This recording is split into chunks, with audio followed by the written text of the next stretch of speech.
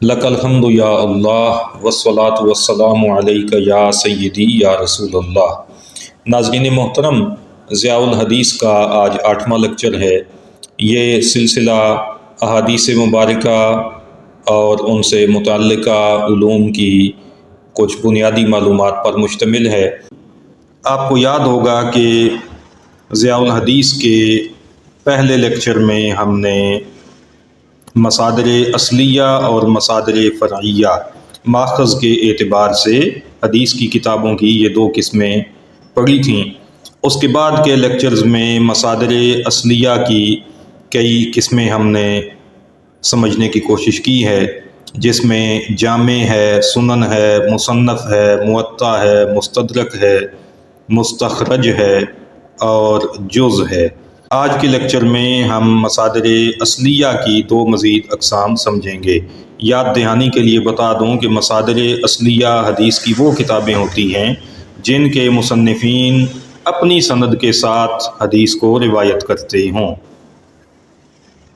پہلے نمبر پر ہیں مسانید۔ مسانید مسند کی جمع ہے۔ مسند حدیث کی وہ کتاب ہوتی ہے جس میں ہر صحابی کی مرویات کو علیحدہ علیحدہ جمع کیا گیا ہو، قطع نظر اس سے کہ حدیث کا تعلق کس موضوع سے ہے۔ مطلب یہ کہ مسند وہ کتاب ہوتی ہے جس میں احادیث کو موضوعات کے اعتبار سے جمع نہیں کیا جاتا، چیپٹرز اور ابواب موضوعاتی نہیں ہوتے، بلکہ صحابہ کے نام پر چیپٹرز ہوتے ہیں۔ مختلف صحابہ کرام کی احادیث کو ان کے ناموں کے نیچے اکٹھا کر لیا جاتا ہے۔ مسانید میں بہت سارے نام ہیں، بہت سارے محدثین نے بڑی عظیم کتابیں مرتب کی ہیں صحابہ کرام کی مرویات پر مشتمل۔ ان میں جو سب سے عظیم نام ہے وہ ہے مسند امام احمد۔ حضرت امام احمد بن حنبل رحمۃ اللہ تعالیٰ علیہ نے یہ کتاب 40,000 احادیث پر مشتمل مرتب کی ہے، اور اس کتاب کے اندر 7,000 صحابہ کی مرویات آپ نے اکٹھی کی ہیں۔ اور اس کی ترتیب یہ ہے کہ آپ نے صحابہ کرام کے مراتب اور ان کے درجات کے تحت ان کو ترتیب دیا ہے۔ سب سے پہلے خلفائے راشدین کی احادیث کو انہوں نے اکٹھا کیا، اس کے بعد پھر عشرہ مبشرہ میں سے باقی 6 حضرات کی احادیث، پھر آل ابی طالب ہیں جس میں حسنین کریمین آتے ہیں، اور پھر آل عباس ہیں، پھر حضرت عبداللہ بن مسعود، پھر حضرت عبداللہ بن عمر، پھر حضرت ابو ہریرہ رضی اللہ تعالیٰ عنہم اجمعین، اور اس طرح آگے پھر درجہ بدرجہ باقی صحابہ اور صحابیات کی روایات آپ نے اکٹھی کی ہیں۔ تو یہ مسانید کے اندر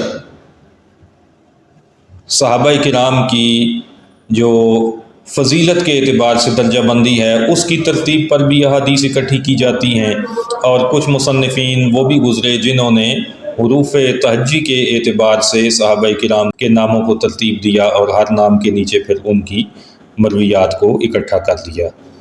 مسانید کے بعد اگلا نمبر ہے معاجم۔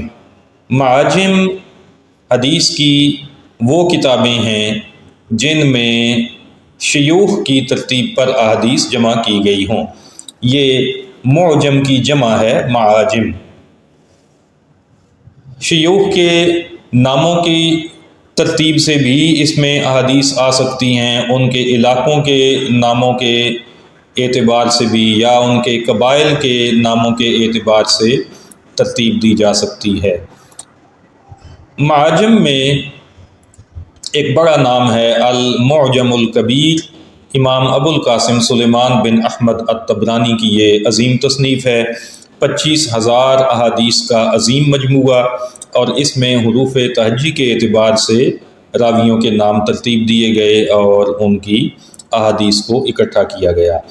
امام طبرانی نے المعجم الکبیر کے علاوہ 2 اور بھی بڑی عظیم حدیث کی کتابیں مرتب کی ہیں جو المعجم الاوسط اور المعجم الصغیر کے نام سے جانی جاتی ہیں۔ تو آج کے لیے اسی پر اکتفا کرتے ہیں۔ انشاءاللہ العزیز اگلا لیکچر حدیث مبارکہ کے حوالے سے کسی نئے عنوان پر آپ کے سامنے لایا جائے گا۔ اللہ پاک آقا صلی اللہ تعالیٰ علیہ وسلم کی احادیث کو سمجھنے کی توفیق عطا فرمائے اور ان پر عمل پیرا ہو کر اپنی دنیا اور آخرت سنوارنے کی توفیق عطا فرمائے۔